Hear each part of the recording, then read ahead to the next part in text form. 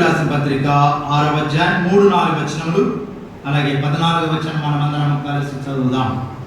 ఎవడైనా వట్టివాడైంది తాను ఎన్నికైన వాడని ఎంచుకొని తను తానే మోసపరచుకొనును. ప్రతివాడును తాను చేయు పనిని పరీక్షించి చూసుకునవలెను. అప్పుడు ఇతరులను బట్టి కాక తనను బట్టి అతనికి అతిశయము కలుగును.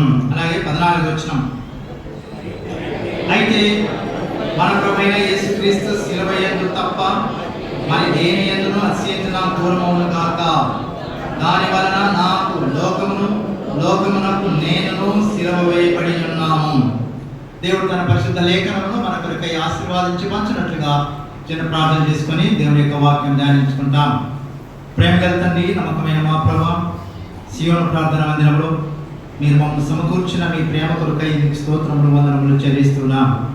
ఆరాధన కొరకై మా మధ్యకి తీసుకుని వచ్చిన మీ పరిశుద్ధ లేఖన భావన బట్టి మీకు వందనాలు. అవును ప్రభువా, నమ్మకమైన సృష్టికర్తగా ఈ భూలోకములో మీరు నన్ను సృష్టించినందుకై మీకు వందనములు చెల్లిస్తుంటున్నాను. మీ అద్భుతమైన హస్తములను నన్ను నిందించాయి. అలాగే మా ప్రభు, మీ అద్భుతమైన హస్తము నాకు రూపు ఏర్పాటు చేశాయి. మీ అద్భుతమైనటువంటి ఆలోచన మా ప్రభు నాకు ఆలోచనించి నడిపిస్తున్న గొప్ప దేవుడు వెంట్రుకై మిమ్మల్ని స్తుతిస్తూ గణపరుస్తున్నాను. అంతేకాకుండా పరిశుద్ధమైన దేవుడుగా మీ పరిశుద్ధ రక్తాన్ని కార్చి నా పాపములు విమోచించారు. మీకు వందనాలు. నా పాపములు క్షమించాడు. అంత మాత్రమే కాదు, దూరపరిచారు. పరమటికి తూర్పు ఎంత దూరమో అంత దూరపరిచారు. మీకు వందనాలు. ఇంకా మా ప్రభా, నాకు వాగ్దానాలు ఇచ్చి నెరవేరుస్తున్నందుకై మీకు వందనాలు. తిరిగి నాయన అంతవరకు నాకు సహాయపడిన దేవుడిగా ఉన్నందుకై నా శిరస్సు వంచి సమాజంలో మేము గణపరుస్తూ స్తుతిస్తూ మిమ్మల్ని ఆరాధిస్తూ ఈ కొద్ది స్తుతి ఆరాధన నీకు సమర్పించుకుంటున్నాను. అలాగే రెండవ వర్తమానం కొరకై మీ యొక్క వాక్యం మాకు అనుగ్రహించినారు. దానిలో మాకు కావలసిన ఆత్మ సంబంధమైన భావం మీరు మాకు అనుగ్రహించి తద్వారా మేము మేలు పొందినట్లుగా క్షేమం పొందినట్లుగా సహాయపడమని మీ దాసును మరుగుపరిచి వాడుకోనమని ఆ దినాన 5 చేపలు మీ హస్తంలో ఉన్నప్పుడు అనేక మందికి ఆశీర్వాదించి వారిని పంచి అనుగ్రహించినారు. ఆ రీతిగా నన్ను కూడా మా ప్రభా మీ యొక్క చేతులు ఉంచుకుంటున్నాను. మీ యొక్క వాక్యం హస్తాలు ఉంచుకుంటుగా విరిచి పంచిన పరిశుద్ధాత్మదేవ మాకు బోధించి మంచి బోధకుడుగా ఉన్నందుకై మీకు వందనాలు. ఆ రీతిగా సహాయపడమని యేసు నామమున ప్రార్థించడానికి వేడుకుంటున్నాం తండ్రి, ఆమేన్. ప్రియమైన వారలారా, ఈ 2 దినాల పరిచర్య కొరకై మనకు అనుగ్రహించబడినటువంటి దేవుని యొక్క లేఖన భాగము నమ్మకముగా ఉండుము అనే మాట మీద మనం ధ్యానించనైనా ఉదయకాల సమయంలో ప్రభు యొక్క నమ్మకత్వం లేకపోతే ప్రభు ఏ విషయాలు మనం నమ్మకమై ఉన్నాడనే ఆరాధన వర్తమానం మనం చూసాం. ఆయన నమ్మకమైన సృష్టికర్తగా ఉన్నాడు. ఆయన నమ్మకమైన పరిశుద్ధ దేవుడిగా ఉన్నాడు. ఆయన నమ్మదగిన వాడై మన పాపములు క్షమించినాడు. ఆయన నమ్మదగిన వాడై వాగ్దానాల గురించి నెరవేరుస్తూ వచ్చాడు. ఆయన నమ్మదగిన వాడై ఇంతవరకు మనకు సహాయపడుతూ వచ్చాడని మాట చూసాం. రెండవ భాగంగా మనం గమనించినట్లయితే 2 తిమోతి పత్రిక 2వ అధ్యాయం 13వ వచనంలో అక్కడ ఒక మాట మనం చదివాం. చదవండి, మరొకసారి అందరం కలిసి చదువుదాం. 2వ తిమోతి పత్రిక 2వ అధ్యాయం 13వ వచనం, మనము నమ్మదగని వారమైనను ఆయన నమ్మదగిన వాడుగా ఉండును. ఇక్కడ ప్రభువైన యేసుక్రీస్తు వారికి మనకు ఆయన పోలుస్తున్నాడు. మనము ఎలాంటి వారమంట? we are unfaithful, we are not trustworthy. మనము నమ్మకమైన వారము కాము. మనము నమ్మదగిన వారమైనను even though we are unfaithful, మనము నమ్మదగిన వారమైనప్పటికీ దేవుడు ఎలాంటి వాడంట? నమ్మదగిన దేవుడుగా ఉండును. ప్రియులారా, ఈ పత్రిక రాసేటప్పుడు పౌలు గారు తన యొక్క సాక్ష్యాన్ని కూడా పంచుకుంటూ ఉన్నాడు. తిమోతికి రాసినప్పుడు ఆయన అన్నాడు, నేను నమ్మదగిన వాడను కాను.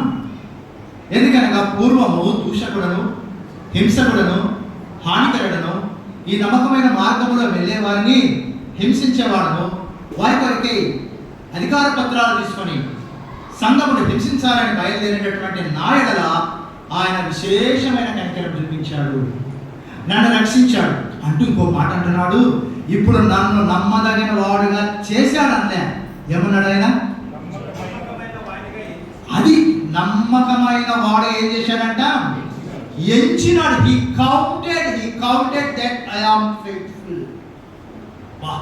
మాట అంత పెద్ద భక్తుడు ఏమన్నాడంటే నేను నమ్మదగిన వాడను. అయితే ప్రభు తన ప్రేమను బట్టి, తన కృపను బట్టి నన్ను ఏం చేశాడు? నమ్మకమైన వాడిగా ఎంచాడు.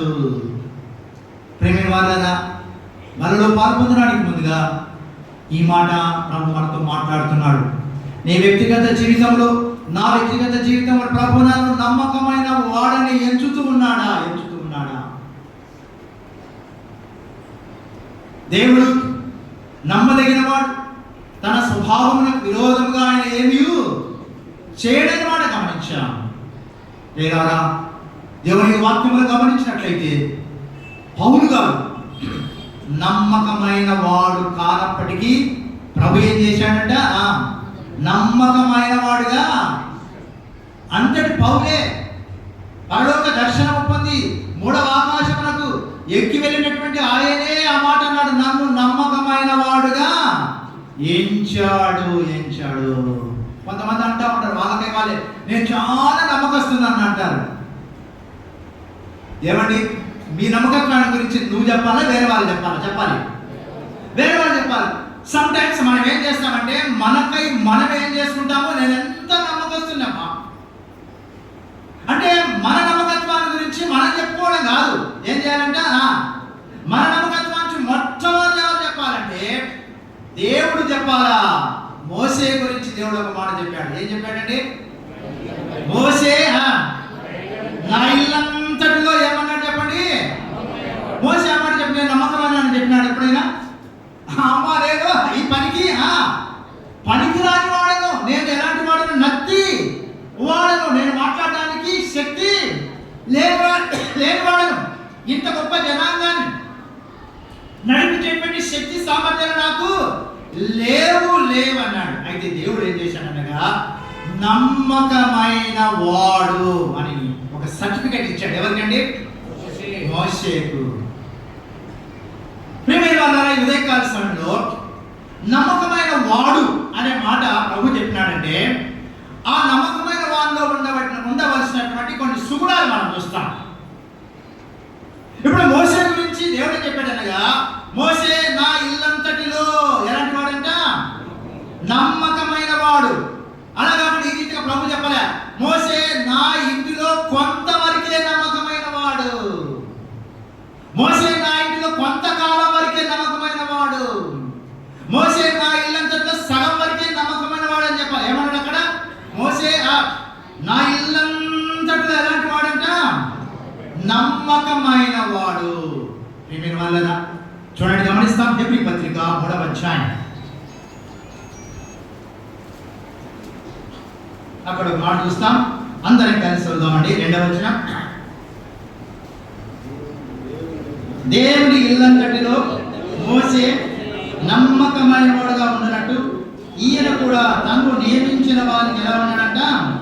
నమ్మకమైన వాడుగా ఉండేను. కాబట్టి ఇక్కడ మనము మోసే దేవుని యొక్క ఇంటిలో ఎలా ఉన్నాడంట?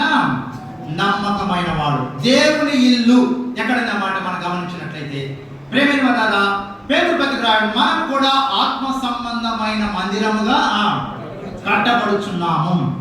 మనము ఆత్మ సంబంధమైన సజీవమైన రాళ్ళ వలె ఉండి ఆ మందిరములో మనం కట్టబడుచున్నాము. దేవుని యొక్క మందిరములో లేదా దేవుని యొక్క సంఘములో నమ్మకంగా ఉండడానికి ముందుగా నీవు ఏం చేయబడాలంటే ఆత్మ సంబంధమైన మందిరముగా కట్టబడడానికి ఇష్టపడాలి.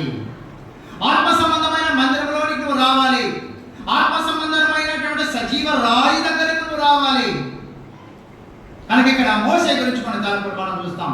ఇప్పుడు మోసే గురించి దేవుడు ఆ మాట చెప్పడంలో ఏంటి ఆ ఉద్దేశం అనగా ఒక మాట ఒక సందర్భం చూస్తాం. చూడండి, నిర్గమకాండము 15వ అధ్యాయం, the book of Exodus chapter 15.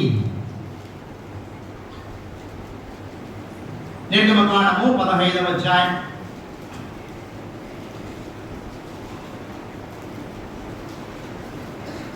21 నుండి క్షమించాలి అన్నమాట. రైట్, 21 వచ్చిన చదువుదాం, లేకపోతే 21 చాలా ఎక్కువ అవుతుంది. 23 చదువుదాం. నిర్గమకాండము 15వ అధ్యాయం 23వ వచనం. మారా నీళ్ళు చేదైనవి కనుక వారు ఆ నీళ్ళు త్రాగలేకపోయి, అందువలన దానికి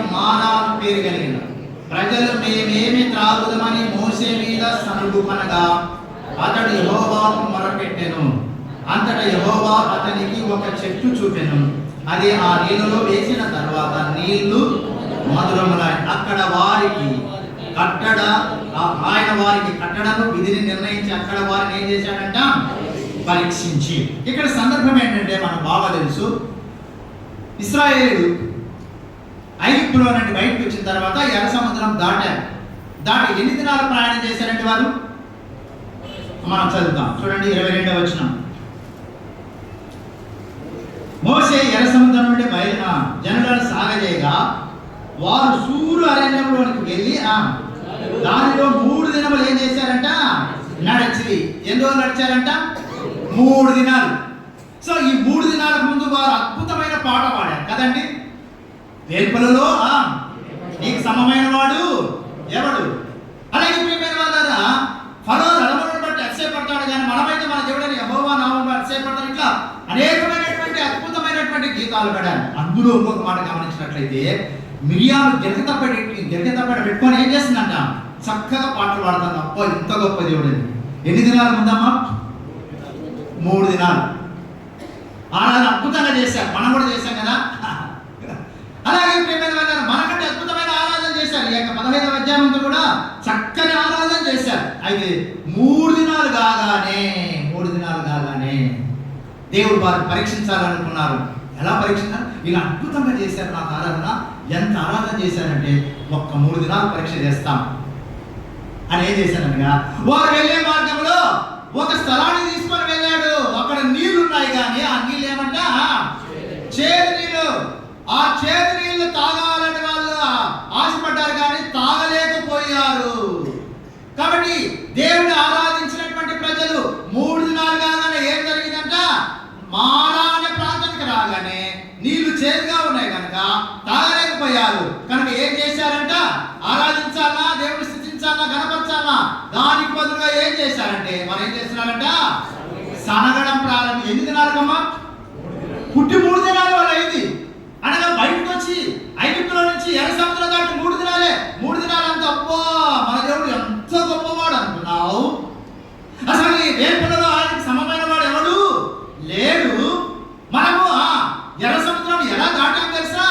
ఆయన నేలను మనం దాటాము. ఇట్లా అద్భుతమైన మాటలు మాట్లాడుకుంటూ రాగానే ఒక చిన్న పరీక్ష, లేకపోతే ఒక స్థలం దగ్గర రాగానే మారా అనగా ఒక చేదు అనుభవం, లేకపోతే చేదు నీళ్లు వారు చూడగానే, లేకపోతే తాగడానికి వారు ప్రయత్నించినారు, లేదా తాగడానికి వారు ఆ నీళ్లు తీసుకున్నప్పుడు చేదుగా ఉన్నాయి. అప్పుడు వారు ఏం చేశారంటమ్మా? చెప్పండి. సనిగినారు. ప్రేమైన వాళ్ళారా, బలను సమీపించడానికి ముందుగా మన జీవితంలో అనేక పర్యాయాలు ఇశ్రాయేలు వలె మనం సరుగుతున్నాం. అద్భుతమైన ఆరాధన చేస్తాం. ఆరాధన చేస్తే సియోను ప్రార్థన మందిలో ఈ యొక్క మాదిరి ఆరాధన చేసే వాళ్ళు లేదంటాం మనం. అలాగే ఈ ఎన్న మాదిరి ఆరాధన చేసే వాళ్ళు లేరనుకుంటాం. అయితే 3 దినాలు జరగగానే ఏమైపోయిందంట? సనుగులు ప్రారంభమైనాయి. అయితే ప్రేమైన వాళ్ళారా, మోషేను దేవుడు మోషేను నమ్మకమైన వాడని ఎందుకన్నాడంటే, అందరూ సనుగుతూ ఉంటే మోషే ఒక అద్భుతమైన పని చేశాడు. ఏం చేశాడండి? చదవండి ఇప్పుడు అద్భుతమైన మాట. అతడు యెహోవాకు ఏం చేశాడంట? మొరపెట్టెను. ఇది మనం చేయవలసిన పని. దేవుని ఇంటిలో నమ్మకంగా ఉండాలంటే ఎక్కడైతే సమస్యలు ఉన్నాయో, ఎక్కడ సనుగులు ఉన్నాయో, ఆ సమయంలో మనం ఏం చేయాలి? ఆయన దగ్గరికి వెళ్ళి సాగిన పని ఏం చేయాలంట? మొరపెట్టాలి. అందుకని దేవుడు ఏమన్నాడంటే మోషే గురించి, మోషే నా ఇల్లంతట్లో ఎలాంటి వాడు? ఒకవైపు ప్రజలంతా సనుగుతూ ఉన్నారు, ఒకవైపు చేదు, అయ్యో చేదు చేదు చేదు అంటా ఉన్నారు. అయితే నా సేవకుడు అయిన మోషే ఏం చేశాడండి? మొరపెడుతున్నాడు. ఇది నమ్మకత్వం. ఎన్నిసార్లు మన జీవితంలో, కుటుంబ జీవితంలో కానివ్వండి, వ్యక్తిగత జీవితంలో కానివ్వండి, సంఘ జీవితంలో కానివ్వండి, ఒకరి మీద ఒకరు మనం సనుగుతున్నాం. సమస్య వచ్చినప్పుడు సనగడానికి బదులుగా సాగిలపడి మనం ఏం చేయాలి చెప్పండి? మొరపెట్టాలి. ఇది ఎవరు చేశారు చెప్పండి? మోషే చేశాడు. ఎంతమంది అండి జనము? దాదాపు 6 లక్షల 6 లక్షల మంది చదువుతా ఉంటే ఈయనకి ఎట్లా చెప్పండి? బీపీ రైజ్ కావాలి. ఒకటి ఇప్పుడు సంఘంలో 300 మంది ఉంటే వాళ్ళు వీళ్ళు సంగుతుంటే దైవ సేవకునికి ఏమైతే అబ్బా ఇంతమంది సంగుతుందని చెప్పేసి ఆయనకు మామూలుగా ఉన్నటువంటి బీపీ ఏమైతుంది పెరిగిపోతుంది. ఏం చేయాలి తండ్రి? ఇప్పుడు మోసే మరి సాగిలపడి ఏం చేశాడంట? మొరపెట్టాడు. ఏమని మొరపెట్టాడు? నేను అనుకుంటాను, దేవా ఐగుప్తులో నుంచి ఆ యొక్క ఇనుప కొలిమిలో నుండి ఫరో దాసత్వంలో నుండి ఆ యొక్క భయంకరమైన దాసగృహంలో నుండి మమ్మల్ని విడిపించావు. 3 దినాల క్రితమే మిమ్మల్ని అద్భుతంగా ఆరాధించాము. మేమందరం కూడా ఎంతో సంతోషంతో కేకలు వేశాము. అయితే మీరు మారాని స్థలం తీసుకొని వచ్చినప్పుడు ప్రజలు సనుగుతున్నారు. ప్రభువా దేవా నన్ను క్షమించుము. దేవా వారి కొరకే నేను వేడుకుంటున్నా. మీ దగ్గర సాగిలపడుతున్నా. దేవా ఈ యొక్క సనుగు అనేటువంటి సమస్యకు పరిష్కారం నా దగ్గర ఏమీ లేదు. ఒకటి మాత్రమే ఉంది, సాగిలపడి ప్రార్థన చేయడం. ప్రియమైన వాళ్ళ సమస్యలు వచ్చినప్పుడు ఆ సమస్యను అందరికి చెప్పడానికంటే ఏం చేయాలి చెప్పండి? సాగిలపడి ప్రభు దగ్గర ఏం చేయాలి? మనము మొరపెట్టగానే అద్భుతమైన ఆలోచన దేవుడు ఆయనకు అనుగ్రహించాడు. ఏం అనుగ్రహించాడు చూడండి. ఏ ఆలోచన ఇచ్చాడు ఆయనకు? అంతటి యెహోవా అతనికి ఒక చెట్టును చూపెను. అది ఆ నీళ్ళలో వేసిన తర్వాత నీళ్ళు ఏమైపోయినంట? మధురములాయను. సాగిలపడి ప్రార్థన చేసిన తర్వాత దేవుడు ఆయనకి ఏం చూపించాడంట? ఒక చెట్టును చూపించాడు. వీళ్ళ మాదిరి సనుగుతూ ఉంటే చెప్పండి సమస్య ఏమైపోయిందా? ఇంకా ఎక్కువ జటిలమైనది. ఇంకా ముందుకు సాగేవాడు కాదు. మోషేకి తెలుసు. ఇప్పుడు ఏమనుకున్నాడంటే, అందుకే 40 ఏళ్ళు ట్రైనింగ్ తీసుకున్నాడు. ఎవరండి? మోషే 40 ఇయర్స్. కాబట్టి 40 సంవత్సరాలు ట్రైనింగ్ అయింది. ఇప్పుడు అర్థమైపోయింది, వీరు సనుగులు మాన్పాలంటే నేను కర్ర తీసుకోకూడదు. ఇప్పుడు తీసుకున్న కర్ర ఎక్కడ? ఇప్పుడు కర్ర తీసుకున్నాడు, వీరు కర్రలు ఎత్తుతారు, కుదరదు. ఇప్పుడు నా దగ్గర ఏముందంటే సాగిలపడేటువంటి ఒక దండం ఉంది. కాబట్టి మొరపెడతాము. దేవుడు అద్భుత రీతిగా ఆయనకు ఒక సహాయం చేశాడు. ఏం సహాయం చేశాడంట? ఇదిగో మోషే, నీవు మొరపెట్టుట దృశ్యా వీరు సమస్యలు లేదా వీరి యొక్క సనుగులు నేను చూశాను. అలాగే నీ మొర నేను విన్నాను. వారిని చూశాను. చెప్పు. నీ మొర నేనేం చేశాను? విన్నాను. వారిని చూశాను. నీ మొర విన్నాను. ఇప్పుడు నువ్వేం చేయాలంటే అదిగో ఆ చెట్టును చూడు. ఏంటి ఆ చెట్టు? కీర్తన గ్రంథం 80వ అధ్యాయం, the book of psalm, chapter 80 verse 15. నీ కుడి చేయి నాటిన మొక్కను కాయము. నీ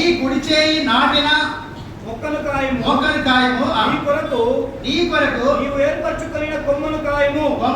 అక్కడ రాయబడిన మాట కొమ్మల మాట మీద ఒకటేనంటే రాసి కింద అర్థం ఇచ్చాడు. మూల భాష ఏమన్నాడు? కుమారుని. ఎవరు చూపించాడండి? కుమారుని చూపించాడు. దాని అర్థం ఏంటనగా, మోషే నీళ్ళు మధురంగా కావాలంటే, వారి సనుగులో ఆగాలంటే, అలాగే మాన అనుభవము లో నుంచి మధురమైన అనుభవానికి రావాలంటే నా కుమారుడైన యేసు ప్రభువారు ఉన్నారు. ఆయన నీళ్ళు చూపుతున్నాను. కాబట్టి ఆయన ఏం చేయాలంట? ఆ చెట్టును నరికి ఏం చేశాడంట? నీళ్ళలో. ప్రియమైన వాళ్ళారా, మన సమస్యలన్నిటికీ పరిష్కారము, మన సమస్యలన్నిటికీ జవాబు, మన సమస్యలన్నిటికీ మన సమస్యలకు జవాబు ప్రభువైన యేసుక్రీస్తు వారి శిలువలో మనకు దొరుకుతుంది. కనుక ఆ చెట్టు ఆ నీళ్ళలో వేయగా నీళ్ళేమైపోయినాయంట? మధురములాయను. అందుకే భక్తులు పాట రాశారు కదా, మరావంటి చేదైనా శ్రమలు ఎల్లైనా, మరావంటి చేదైనా శ్రమలు ఎల్లైనా మధురముగా యేసుదేవా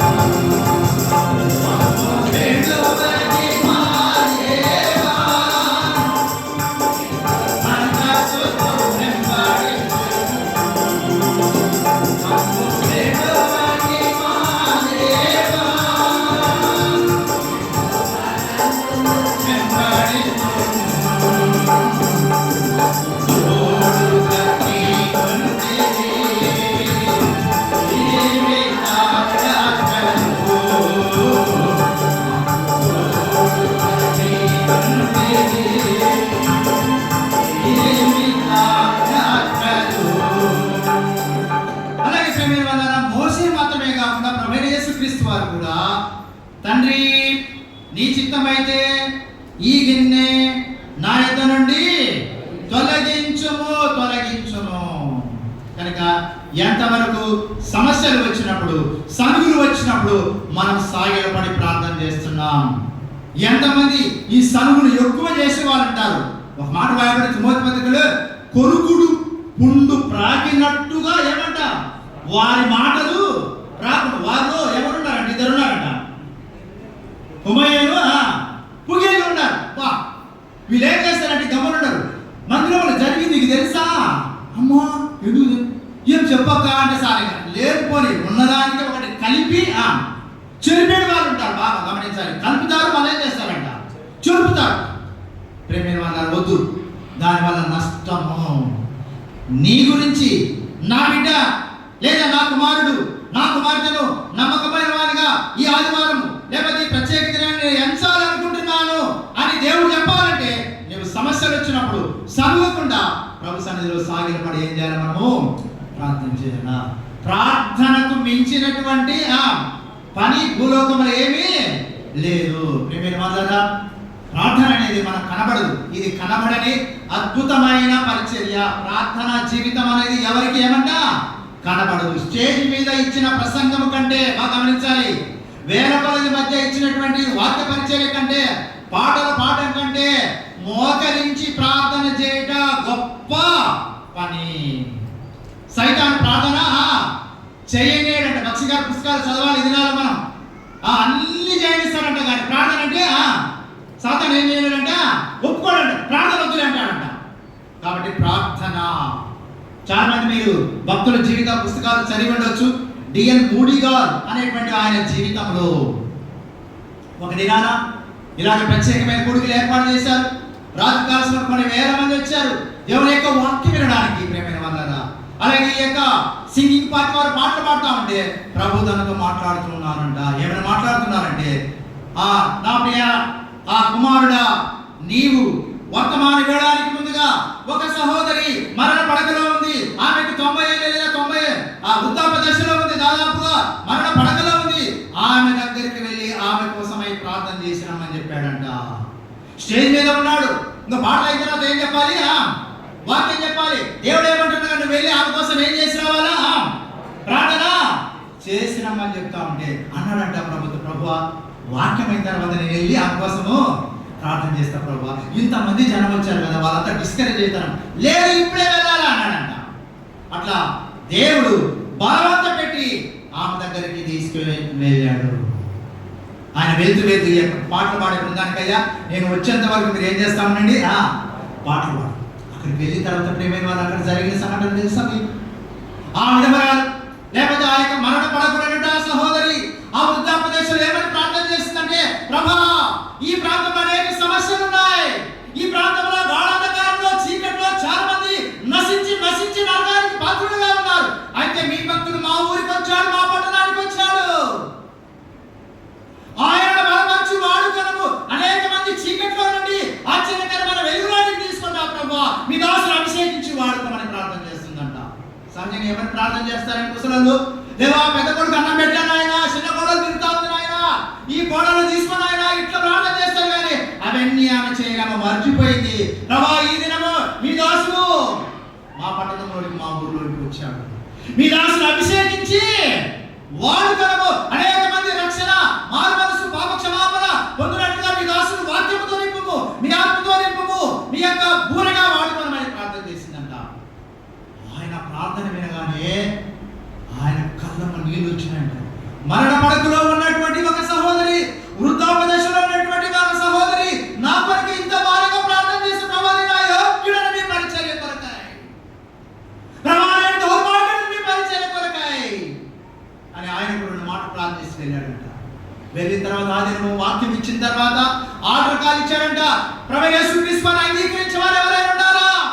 ప్రభు యేసుక్రీస్తు వారిని సొంత రక్షకుడు ఎవరైనా హృదయంలో స్వీకరించడానికి ఇష్టపడుతున్న కొన్ని వేల మంది లేచి నిలబడినారంట, ఏడుస్తూ పాపాలు ఒప్పుకుంటూ. అప్పుడు ఆయన ఉన్న సహోదరులు అడిగారంట. ఏమని అడిగారంటే, అన్నా, ఈ దినము ఇంతగా దేవుడు వాడుకోవడానికి కారణం ఏంటి? ఆయన చెప్పిన జవాబు ఏంటి చెప్పండి?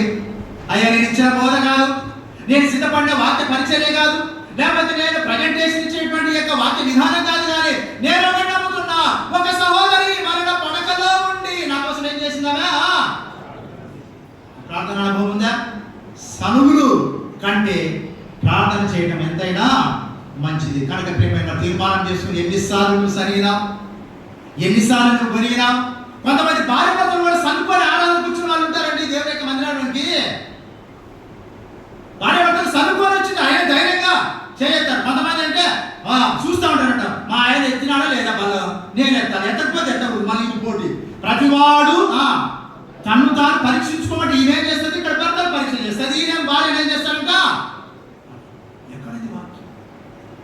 అందుకే మన గురించి దేవుడు నమ్మకమైన వాడని చెప్పండి చెప్పలేకున్నాడు. కారణం ఏంటంటే చిన్నదానికి మనం ఏం చేస్తాం చెప్పండి, సరుగుతాం. ఆరాధన మాత్రం అద్భుతంగా చేస్తాం. కనుక మొట్టమొదటి గమనించినట్లయితే ఆయన సాగిన పడి ప్రార్థన చేయగానే ఆయనకు ఒక చెట్టు, ఆ చెట్టే సిలువ.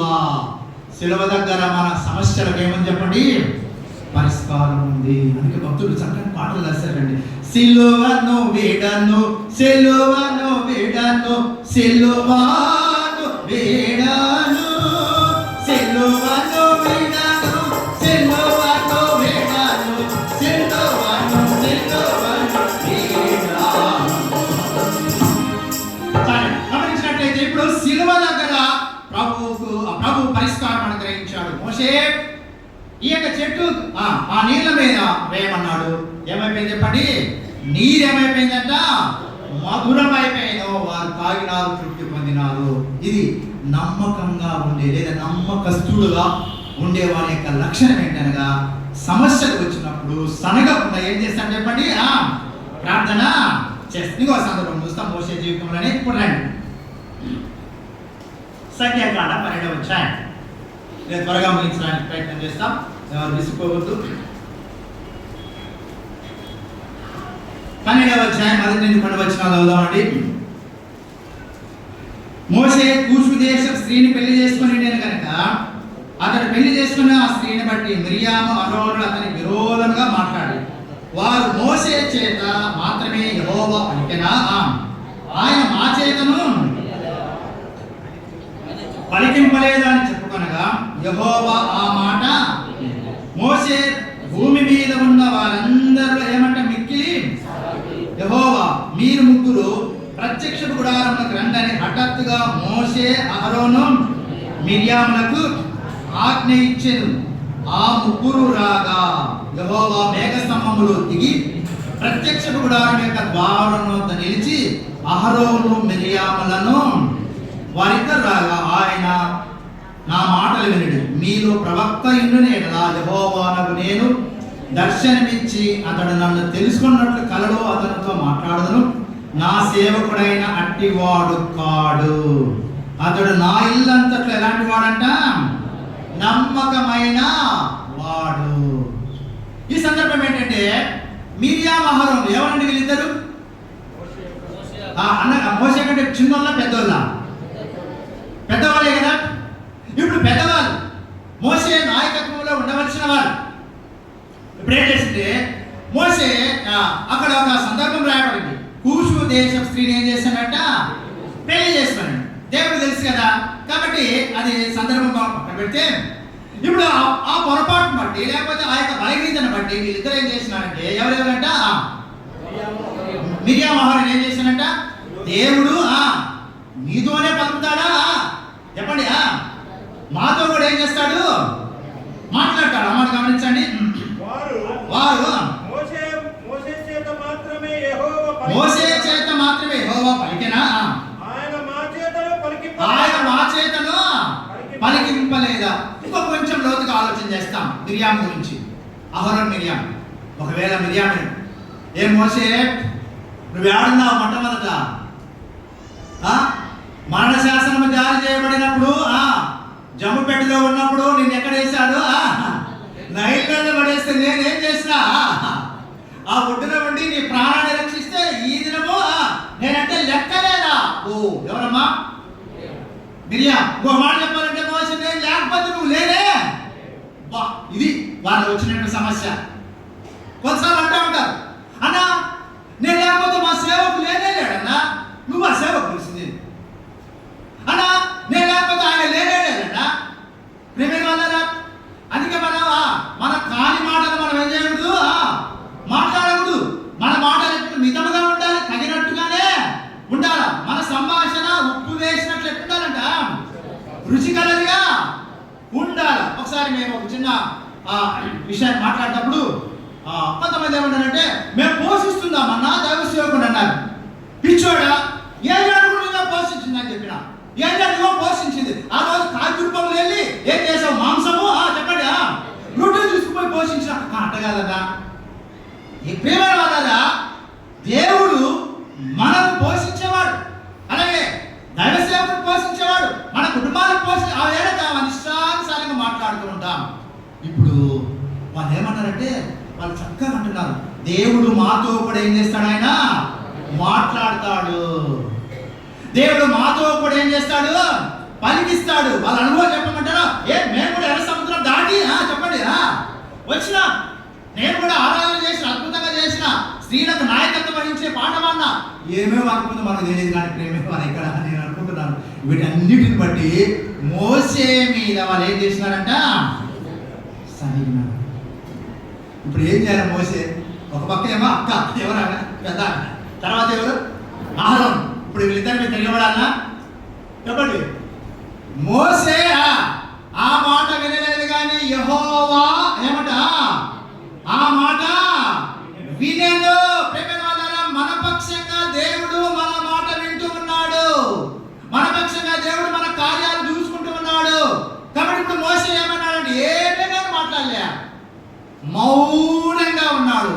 యెహోవా మాట విన్న దేవుడికి రోషం వచ్చింది. ఎందుకైనా మోసేను నేను ఏర్పాటు చేసింది, 40 రోజులు అరణ్యములో నేను ఆయనకి శిక్షణ ఇచ్చాను. అలాగే ప్రేమైన వాళ్ళారా, ఆయన సకల విద్య నైపుణ్యత కలిగిన వాడు ఎవరు, మోసే. ఆ చిన్న బలహీనతను బట్టి నీరు తిరగబడతారని చెప్పేసి దేవుడే మోసే పక్షంగా ఏం చేస్తున్నాడు చెప్పండి, మాట్లాడుతున్నాడు. ఒక మాట అన్నాడండి, ఏమా మిరియం, ఏమయ్యా అహరోను, నా సేవకుడైన మోసే ఏమన్నాడు చెప్పండి, భూమి మీద ఎలాంటి వాడు, మిక్కిలి, ఒక మాట చెప్పమంటారా, సాత్వికుడు అంటారా? ఐగుప్తుని ఏం చేసినాడమ్మా, సంటి ఏం చేసినాడు చెప్పండి, సాత్వికుడా? ఒకప్పుడు అది ఎప్పుడు ట్రైనింగ్ లేకముందు, దేవుడు దానికి సరైన శిక్షణ ఇవ్వకముందు కోపంతో రోషంతో సేవ చేయాలనుకున్నాడు, కానీ లేదు, అంట కాదు, వినయంతో చెప్పండి, భయభక్తులతో ప్రభుని ఏం చేయాలా, సేవించాలని నలిగిపోయినాడు. నలిగిపోయిన తర్వాత అర్థమైపోయింది. ఒక మాట చెప్పాలంటే, పూర్తిగా మోసే చచ్చిపోయినాడు. ఇప్పుడు కొత్త మోసే వచ్చినాడు. ప్రాచీన స్వభావము ఏమైపోయిందంట, సిలువ వేయబడింది. ఇప్పుడు మోసే కోపం లేదు, మోసే ఏమంటా ఇతరులను చంపాల కొట్టాలనే బుద్ధి లేదు. ఏమైపోయింది చెప్పండి, మిక్కి ఏమైపోయినాడంట. ఈ సాత్వికత్వాన్ని ఎవరు చూశారు, ఏమన్నాడు చూడండి, చదవండి, చదువుదాం. 12వ వచనం చదవండిమా. మోసే భూమి మీద ఉన్న వారందరిలో 8వ వచనం చదువుదామండి. నేను గూఢభావములతో కాదు, దర్శనమిచ్చి ముఖాముఖంతో మాట్లాడను. అతడు యెహోవా స్వరూపం నిదానించుచును, కాబట్టి నా సేవకుడైన మోసేకు విరోధముగా మాట్లాడుట ఏమంట, మీరేలా భయపడలేదనెను. కాబట్టి మోసే నెమ్మదిగా ఉన్నాడు. నేను అనుకుంటాను కొన్ని పర్యాయాలు మనం మౌనంగా ఉండడమే మన ప్రశ్నలకి ఏమంట జవాబు, లేదా మన సమస్యలకి ఏం దొరుకుతుందంట. అందుకే రాయబడింది, ఊరకుందుము నేనే ఏమంట దేవుడనని తెలుసుకోను. కొన్ని పర్యాలు మన మాట్లాడి దేవుడు మాట్లాడకపోవచ్చు, అయితే మనం మౌనంగా ఉండి దేవుడు మన పక్షంగా ఏం చేస్తాడు చెప్పండి, మాట్లాడతాడు. అక్కడ శిక్ష ఇచ్చాడు. ఏమి ఇచ్చాడు అప్పుడు శిక్ష? కోపం రగులుకుంది. తర్వాత ఏమంట, మిరియానికి ఏం కలిగిందంట, తెల్లని ఏమంట. అబ్బా, చూడండి, ఇంతవరకు బాగా ఎగిరినటువంటి లేకపోతే బాగా మాట్లాడినటువంటి మిరియాము ఆ కుష్టు చూడగానే ఎవరి దగ్గరికి ఉంటుందండి, అహరోను దగ్గరికి ఉంటుంది, మోసే దగ్గరికి వెళ్తుంది. అన్న అంటే తమ్ముడు అని ఉంటుంది. తమ్ముడా నన్ను క్షమించము, పొరపాటు అయిపోయింది. నిన్ను దేవుడు పిలిచాడు. ఒకవేళ తప్పు చేస్తే దేవుడే నిన్నేం చేస్తాడు? శిక్షించాడు. ప్రతివానికి తీర్పు తీర్చేవాడు దేవుడు నాడు. తీర్పు తీర్చుట మన పని కాదు, దేవుడు చూసుకుంటాడు. అది పొరపాటు అయిపోయింది అన్నాడు. వాళ్ళ అక్కడ రాయబడిన మాట చూడండి, 12వ అధ్యాయంలో చివరికి ఒక మాట చూస్తాం. మోషే ఎలుగెత్తి ఈ మాట దేవా దయచేసి యెహోవాకు మొరపెట్టెను. ఈమెను బాగు చేయమని ఏం చేశాడంట? ఎవరి కోసం మొరపెడుతున్నాడు చెప్పండి? చెప్పాలి. మిరియాం అంటే ఏం చేసింది? మిరియాం అది విరోధంగా మాట్లాడే వారి కోసము ఏమంటే దయచేసి. ఇప్పుడు అట్లా కాకుండా ఇప్పుడు మోసే ఇంకా ప్రార్థన చేయొచ్చు. మనమే చేస్తాం, ప్రభా నన్ను బాగా ఏం చేసి సతాయించు ప్రభా, ఇంకా నీ ఇష్టం, నువ్వు విన్నావా ఏమన్నా నేను చెప్పలే. అందుకే దేవుడు ఏమన్నాడంటే, మోసే నా ఇల్లంతా ఎలాంటి వాడంట? మళ్ళీ డిమాండ్కి ప్రార్థన చేయడం ఏమని ప్రార్థన చేస్తున్నాడు? దయచేసి ఏమంట ఈమెను బాగు చేయి. ఎంత దీనం! ఇదే సాత్వికమైన మనస్సు. కొన్ని పర్యాలు ప్రేమైన వల్ల మనల్ని తిరగబడే వారి కోసం మనం ప్రార్థన చేయడానికి కొన్నిసార్లు మనసు దాన్ని జయించి మనం ప్రార్థన చేయగలిగితే నిజంగా మనల గురించి కూడా దేవుడు ఏమంటాడు? మోసే నా ఇల్లంతట్లో ఎలా ఉన్నాడు? నమ్మకంగా ఉన్నాడు. రెండో మాట ఏంటనగా ఆయన సమస్యలు వచ్చినప్పుడు సాత్వికంతో తగ్గించుకొని ప్రభు వైపు చూచిన వాడు. ఇప్పుడు మోసే ప్రార్థన ద్వారా మిరియాకి ఏం కలిగింది చెప్పండి? ఇప్పుడు అలా చెప్పాలా, నువ్వేది ప్రార్థన చేశాను నాకు అడగడా? అంతే కదా, నేను ప్రార్థన చేసి దేవుడు నన్ను ఏం చేయాలా? చేయడు. ఎందుకంటగా దేవుని బిడ్డలకు, దేవుని సేవకులకు, పరిచారకులకు, దేవుని సంఘానికి విరోధంగా ఉండి ప్రార్థన చేసి నేను నీ ప్రార్థన వినను. ఇప్పుడు ఎవరు చేయాలండి పక్షంగా? ఎవరు చేయాలమ్మా? మోసే చేయాలి. ఇదే సందర్భం మనం మొదటి సమయాల కింద చూస్తాం. ఇశ్రాయేలు దాదాపు 20 ఏళ్ళు వారికి మందసం లేక బాధపడుతున్న సందర్భంలో వారు వచ్చినారు, అయ్యా మేము మందసం లేదు, మందసం పట్టుబడింది, మాకు నెమ్మది లేదు, మేము రకరకాల పరిస్థితుల్లో ఉన్నాం, ఏం చేయమంటామంటే మీకోసం ప్రార్థన చేస్తాను, మీ పక్షంలో ప్రార్థన చేస్తానని అక్కడ ఆయన రాత్రంతా ఉండి ప్రార్థన చేశాడు. ఆ ప్రార్థన చేయగానే వారు అద్భుతమైన విధానం విజయం సాధించడం మనం చూస్తాం. కనుక ప్రేమైన వాళ్ళ మోసే జీవితం రెండవ తలపు ఏంటనగా, ఎవరైనా తిరుగుబాటు చేసినప్పుడు, ఎవరైనా విరోధంగా మాట్లాడినప్పుడు దేవునికి ఏం చేశాడంట? అప్పగించాడు. ప్రభువా ఈ సహోదరి ఈ విధంగా మాట్లాడుతుంది. ఒకసారి కొన్నిసార్లు మన నోటి కాని మాటలు వస్తూ ఉంటాయి. ఒకసారి నేను జాబ్ చేసేటప్పుడు ఒక ఆయన గురించి అందరూ ఏమనుకుంటున్నారంటే, ఆయన కొత్త కారు కొన్నాడు, కొత్త బిల్డింగ్ కట్టుకున్నాడు అంటూ అంతవరకు బాగానే ఉంది, లంచాలు కూడా తీసుకుంటున్నాడేమో అనుకుంటున్నారు. నేను అప్పుడు వచ్చి ఏం చేస్తున్నానంటే, బహుశా కావచ్చు అన్నాను. అయ్యా అబ్బా అంటే దాని అర్థమైంది, వారి మాటలతో నేనేం చేసినాను. అంతవరకు పాపం నాతో ఒకసారి బాగా క్లోజ్గా ఉండేవాడు. ఏం ప్రభాస్ మాస్టరు మీరు వాళ్ళతో కలిసి ఉన్నారు ఏమంటే, అబ్బా నేను వెంటనే సారీ సార్, నేను వాళ్ళ అన్న మాటలు నేను కూడా ఏకీపించాను. పర్లేదు అన్నాడు. అంటే ఏ మాట ఇది? ఆయన లంచం తీసుకుంటే నేను చూడలే, ఆయన ఎలా కట్టుకుంటే నేను చూడలే, ఆయన కాలు ఎలా నాకు చూడలే. అయితే వాళ్ళనే మాటలు విని ఏమంటే నేనన్నా అవును బహుశా కావచ్చు అని చెప్పాను. చూడు ఇది ఏ మాట? దేవుని దృష్టిలో కానీ మాట. అనేక పర్యాలు వినకుండా నీకు విషయం తెలియకుండా మాట్లాడితే నువ్వు నమ్మకస్తుడవు కావు. మోసే గురించి దేవుడు ఎందుకు అంత బలంగా చెప్తున్నాడంటే, మోసే భూమి మీద ఉన్న వారందరిలో మిక్కిలి ఎలాంటి వాడంట? సాత్వికుడు. ఎక్కడ సాత్వికత్వం ఉందో అక్కడ దేవుడి యొక్క ఆశ్రమం.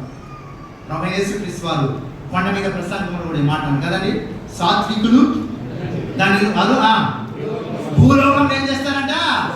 స్వతంత్రించుకుంటారు. ఇప్పుడు భూలోకం స్వతంత్రించుకోవడం కంటే ఇప్పుడు మిరియాము చెప్పండి అహరోను ఏం చేసినట్టు చెప్పండి, మోసే స్వతంత్రించుకునే నెక్స్ట్ వాళ్ళు మాట్లాడడానికి ఏం లేదు, వాళ్ళకు ఛాన్స్ లేదు. కనుక నేనేమంటున్నానంటే సాత్వికం ద్వారా మనము విజయం సాధించవచ్చు, తిరిగి మనము మాట్లాడడం ద్వారా మనం విజయం సాధించకపోవచ్చు. కనుక రెండవ తరపుగా మోసే గురించి దేవుడు ఏం చెప్తానంటే, మోసే నా ఇల్లంతట్లో ఏమంటే మిక్కిలి సాత్వికుడు. ప్రభువైన యేసుక్రీస్తు వారు కూడా మత్తయి సువార్త 11వ అధ్యాయం నేను మిక్కిలి సాత్వికుడను, దీన మనసు కలవాడు, నా యొద్ద వచ్చి నా కాడి ఎత్తుకుని నా యొద్ద ఏమన్నాడు, నేర్చుకోనండి. సాత్వికత ఎక్కడ నేర్చుకోవాలంట? నేర్చుకుంటున్నావా? సాత్వికానికి బదులుగా కొన్ని పర్యాయాలు మన జీవితంలో అహం ప్రవేశిస్తుంది. అహం అంటే చెప్పండి మా గర్వం. గర్వం. అహం అంటే నేనే. అది వెరీ గుడ్, నేనే. ఇప్పుడు నేనే, అందుకే మనం మూడవ భాగం చదివినాం, జీవించువాడను నేను కాదు, నేను లోకమునకు, లోకము నాకేమంట సిలువ వేయబడెను. కనుక ప్రియమైన వాళ్ళారా, ఈ మధ్యాహ్న కాల సమయంలో పరిశుద్ధాత్మ దేవుడు మనతో మాట్లాడుతుండగా, ప్రభా నాలో మీ సాత్వికత్వము తెచ్చేము. ఎంత సాత్వికంగా అంటే దేవుడు అంతా ఏం చేస్తాడు చెప్పండి, ఆశీర్వాదిస్తాడు. కనుక ప్రియమైన వాళ్ళారా, రెండవదిగా మనం గమనిస్తున్నట్లయితే మోసే జీవితంలో సాత్వికంగా ఉన్నాడు, అలాగే విరోధంగా మాట్లాడే వారి యొక్క నోరు ఏం చేశాడు, ఆయన మోయించినాడు. అలాగే ఆ మోసే ప్రార్థన ద్వారా లేదా దైవజనుడి యొక్క విజ్ఞాపన ద్వారా ఏం జరిగినగా వారి యొక్క అక్క అలాగే వారి అన్న అయినటువంటి అహరోను ఒక ఆత్మ సంబంధమైన పాఠము చెప్పండి నేర్చుకున్నారు. కాబట్టి మనం కూడా ఆ రీతిగా సాత్వికంగా నెమ్మదిగా ఉండడం ద్వారా మనకు విరోధంగా ఎవరైతే మాట్లాడతారో, ఎవరైతే మనకు విరోధంగా ప్రవర్తిస్తుంటారో వారు ఒక దినాన ఏం చేస్తారు చెప్పండి, పాఠము నేర్చుకుంటారు. అయితే ప్రభు దగ్గర మనం ఏం చేయాలా? అందుకే పేతురు ఈ మాట గమనించి, ఆయన మిమ్మల్ని హెచ్చించులాగున ఏమంట, ఆయన బలిష్టమైన హస్తముల కింద ఏమంట దీన మనస్కులై ఎవడు తగ్గించుకున్నో వాడు ఏం చేయబడతాడంట, హెచ్చించబడును. ఎవడు హెచ్చించుకుంటాడు ఏమవుతుందంట, తగ్గించబడతాడు. కనుక ప్రియమైన వాళ్ళారా, రెండవదిగా మోసే యొక్క జీవితంలో గమనించినట్లయితే సాత్వికము, నమ్మకత్వము అని చెప్పినాడు. మొట్టమొదటిది ఏం చూసామమ్మా, సమస్యలు వచ్చినప్పుడు, సనుగులు వచ్చినప్పుడు ఏం చేయాలా? సాగిలపడి ప్రార్థన. రెండవది సాత్వికంతో ఏం చేయాలంట, ఉండాలా. సాత్వికంతో దేవుడే మాట్లాడి ఆయనకు జవాబు దయచేసినట్లుగా మనం చూస్తాం. మూడో సందర్భం చూస్తాం, చూడండి.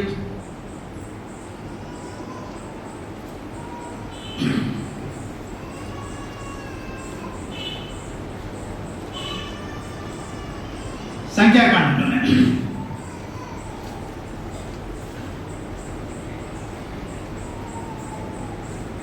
16వ అధ్యాయం. సంఖ్యాకాండం 16వ అధ్యాయం.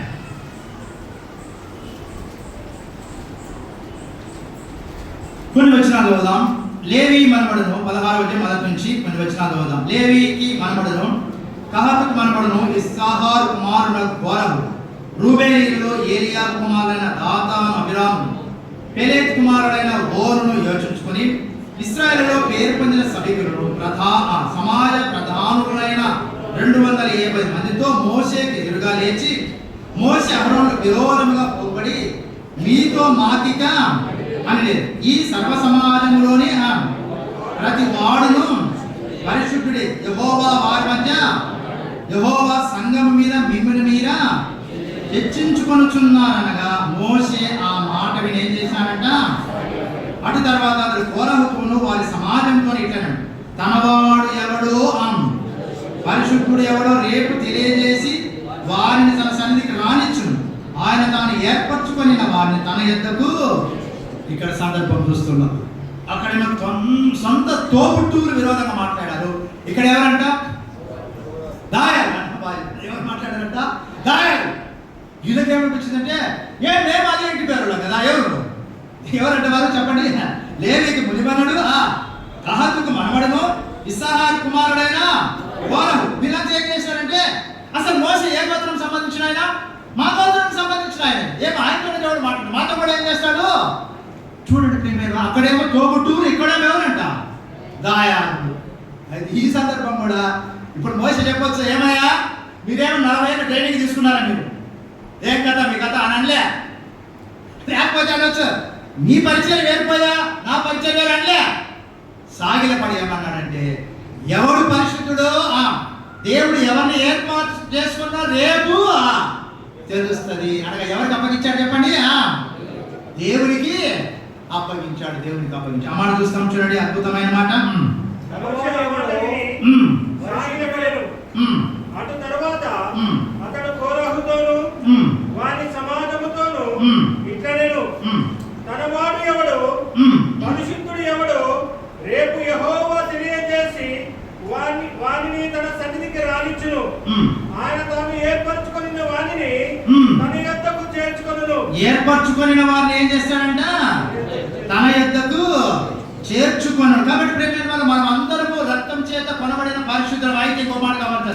ఇక్కడ ఆ పని కొరకై ఏర్పరచబడిన వారు కొందరు ఉంటారు. వారి మాట మనం వినాల్సిందే.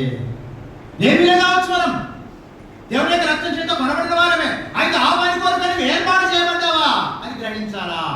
ఇక్కడ మోషే పని, ఆయన ఏర్పాటు మోషేకి తెలుసు. మొట్టమొదటి పాట మనం గమనించాం. ఆరాధన గారు మోషేను ఏం చేశాడంటే దేవుడు ఏర్పరచుకున్నాడు అన్నమాట.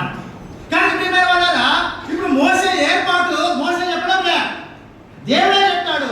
ఎలా చెప్పాడు అనగా మనం ఈ సందర్భం అంతా చదివితే లేట్ అయిపోతుంది. ఒక మాట గమనిస్తాం చూడండి. 10వ వచనం. ఆయన నిన్నును నీతో లేవిలైన నీ గోత్రపు వారందరినీ చేర్చుకోండి కదా. అయితే యాజకత్వం కూడా కోరుచున్నారు. ఇందు నిమిత్తము నీవును నీ సమస్త సమాజము యెహోవాకు విరోధముగా అహరోను ఎవడు, అతని విరోధానికి మీరు సనగనేలా. కాబట్టి ఈ సందర్భం అంతా మనం గమనిస్తే ప్రేమైన వాళ్ళారా, వీరు వారి పరిచర్య కాకుండా అదనంగా ఒకటి అడుగుతున్నారు. ఏంటి అడుగుతున్నారంట? యాజకత్వము. దేవుడు ఇస్తే దాన్ని తీసుకోవాలి. కానీ చెప్పండి, దేవుడు ఇవ్వకుండా బలవంత పెడితే దేవుడు ఊరుకోడు. నిజంగా దేవుడి యొక్క వాక్యం మనం గమనిస్తే కొన్నిసార్లు మనకు అర్థం కాదండి. ఉదాహరణకు సమయలు దావీదును అభిషేకించడానికి ముందుగా ఆయనకు అర్థం కాదు. ముందు అక్కడికి వెళ్ళగానే యెషయా దగ్గరికి వెళ్ళి, ఏమయ్యా మరి కుమారుడు ఒకరు అభిషేకించాలంటే పెద్దవారి మొదలు అందరినీ పిలిచినాడు. చెప్తున్నా మాది పొడుగ్గా ఉన్నారు, బలంగా ఉన్నారు అనుకున్నాడు. సమయ ఈయనైతే బాగుంటుంది, ఏర్పాటులో ఉన్నాడు అనుకున్నా. నేను కోరుకోలేకపో అన్నాడు. అందరు వచ్చినారు, ఏరియా దగ్గర నుంచి మొత్తం షిమి అందరు వచ్చేసినారు. అందరు అయిన తర్వాత ఇప్పుడు యెషయా ఏం చెప్పాలా, సమీర్కి ఏం చెప్పాలా, ఇంకొకటి నాకు చెప్పాలి. ఎవరు అడిగినారు? సమీర్ ఇంకా ఎవరైనా ఉన్నారా అన్నాడు. అప్పుడు చెప్పినాడు, ఉన్నాడు. ఎక్కడున్నాడు? వాడు కడసారి వాడు ఎక్కడున్నాడంట? గొర్రె. ఇప్పుడు దేవుని యొక్క ఏర్పాటు సమీర్ ఏమనుకుంటు వీళ్ళు అనుకుంటున్నాడు. కానీ దేవుని యొక్క ఏర్పాటు ఎవరి మీద ఉంది? దావీదు మీద ఉంది. కనుక ఇక్కడ కూడా మనం గమనించండి, దావీదు ఏమనుకుంటానంటే ఇదంతా వారసత్వంగా మాకు రావాలి. లేదు, ఎవరంటే మోసే తర్వాత మేమే ఉండాలా, మాకు ఇచ్చిన పరిచర్య అది సరిపోదు, మాకు ఏం కావాలా అనగా నీకు ఇచ్చిన పరిచర్య కాకుండా ఇంకా పక్కన వాళ్ళ పరిచర్య లేకపోతే ఇవ్వబడనటువంటి పరిచర్యకు వెళ్తే నష్టము. ప్రేమ వాళ్ళారా, ఈ సందర్భంలో కూడా దేవుని దగ్గరికి వెళ్ళి, ప్రభా ఏం చేయమంటావు? వీరు ప్రధానత్వం కూడా ఏం చేస్తున్నారు, యాజకత్వం కూడా కోరుతున్నారు. ఏం చేయమంటారు అంటే అక్కడ ఏం చేశారు అనగా అక్కడ మనం చూస్తాం చూడండి. 16వ వచనం. మోషే కోరహుతో నీవును నీ సర్వ సమాజం అనగా నీవును వారు అహరోను రేపు యెహోవా సన్నిధిని మీరు ప్రతివాడు తన ధూపార్తను తీసుకొని వాటి మీద ధూపద్రవ్యం వేసి ఒక్కొక్కడు తన ధూపార్తను పట్టుకొని 250 ధూపార్తలను యెహోవా సన్నిధికి తేవలెను. నీవును అహరోను ఒక్కొక్కడు తన ధూపార్తని తేవలెను. కాబట్టి వారిలో ప్రతివాడు తన ధూపార్తను తీసుకొని వాటిని అగ్నించి వాటి మీద ధూపద్రవ్యం వేసినప్పుడు వారును మోషే అహరోను ప్రత్యక్ష గుడారం యొక్క ద్వారం వద్ద నిలిచింది. కోరహు ప్రత్యక్ష గుడారము యొక్క ద్వారములకు సర్వ సమాజము వారికి విరోధంగా పూజేగా యెహోవా మహిమ సర్వ సమాజమునకు. అప్పుడు యెహోవా మీరు ఈ జన సమాజములో నుండి అవతలికి వెళ్ళిడి, క్షణములో నేను వారిని కాల్చి వేరునని మోషే అహరోనులతో చెప్పగా. ఇప్పుడు ఏం చేశాడనగా 200 మంది ధూపార్తలు పట్టుకొని రావాలా. ఇద్దరు కలిసి సేవక ధూపార్తి 200 ఎక్కువ 2 ఎక్కువ చెప్పండి అమ్మా. ఇలా అనుకుంటారు మనం ఎంతమంది ఉన్నారు చెప్పు. 200 మంది ఉంటారు. వీరెంతమంది? మహా అంటే మోసే, తర్వాత ఎవరంట? అహరోను. దేవుడు ఏమన్నంటే ఆ ప్రత్యక్ష ఉదాహరణ దగ్గర రమ్మను కదా, మీరందరూ పక్కకు పోండి. మీరు ఉండండి, 200 మంది ఇక్కడే ఉండండి, మిగతా వాళ్ళంతా పక్కన పోండి, మోసే అహరోను మీరు ఉండండి. ఇప్పుడు నేనేం చేస్తున్నాను, వారి మీద తీర్పు. ఇలాంటి సందర్భంలో కూడా మోసే చేసినటువంటి గొప్ప పని ఏమంటే చూడండి. ఏం చేశాడు చూడండి. వారు సాగిలపడి సమస్త శరీరాత్మలకు దేవుడు. ఎవరు సాగిలపడింది? ఇప్పుడు అహరోను కలుసుకున్నాడా? సమస్త శరీరాత్మలకు దేవుడైన దేవా, ఈ యొక్కడు పాపం చేసినందున ఈ సమస్త సమాజం మీద నువ్వు కోపపడుదువా అని వేడుకొని. ఎవరి కోసం వేడుకుంటున్నాడండి? ఎవరి కోసం?